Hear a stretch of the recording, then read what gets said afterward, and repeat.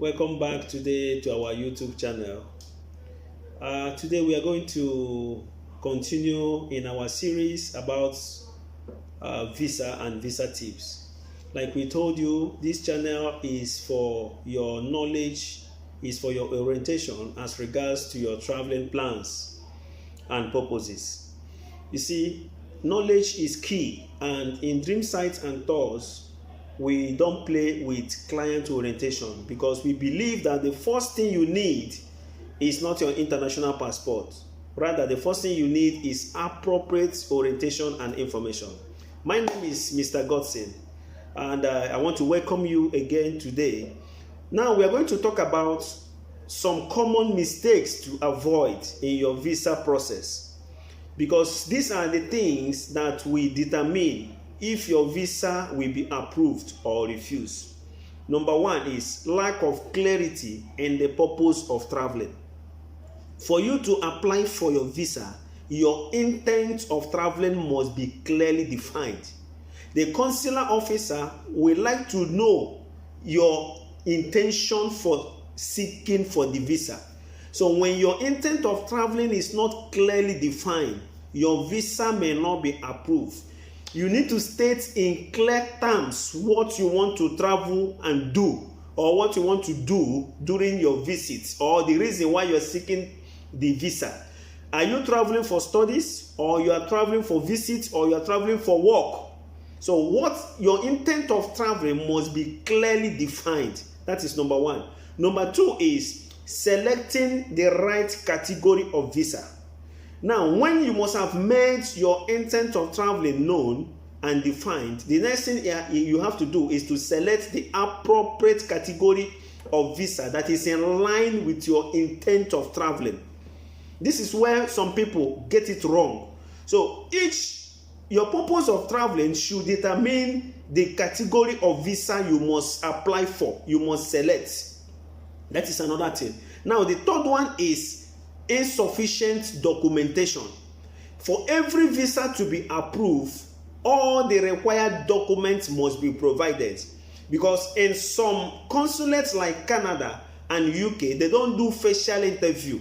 So their impression about you is the documents you provide. So once they go through your documents, they can be able to determine whether to approve your visa or not. So you must make sure that you are in tune with all the needed documents for that category of visa, and make sure that you provide them, and they must be genuinely and authentic. Please, we advise you, never you doctor or fake any documents that can be provided genuinely, because when you go and produce a fake document, it can earn you a ban for life and close your traveling chances. Please, even if you don't know how to provide it, speak to your consultant or to your agent and make sure that they have alternative way of providing it genuinely. The next one is lack of financial provision. You must make sure that you have enough fund. You have enough fund that will be able to carry out your traveling, because they want to see in your account readily available that you have the fund needed for you to make the movement. Because if they find out that you don't have the fund to make the movement, there is no need approving the visa for you. They wouldn't want to approve your visa for you when you wouldn't have the fund to embark on the journey, because each visa is a slot. So each one they give out and you did not go on that journey, they have wasted that slot, and they wouldn't want to do that. So before you do that, make sure that you have enough fund in your account to prove to them that you are ready and financially prepared. Now, the next one is incomplete application form. Make sure that when you are applying, that you complete the forms correctly and appropriately. The forms, they have different categories with different subheads. Make sure that each category that has to do with all the information that they need are properly provided, because these are the things that they will use to assess your application.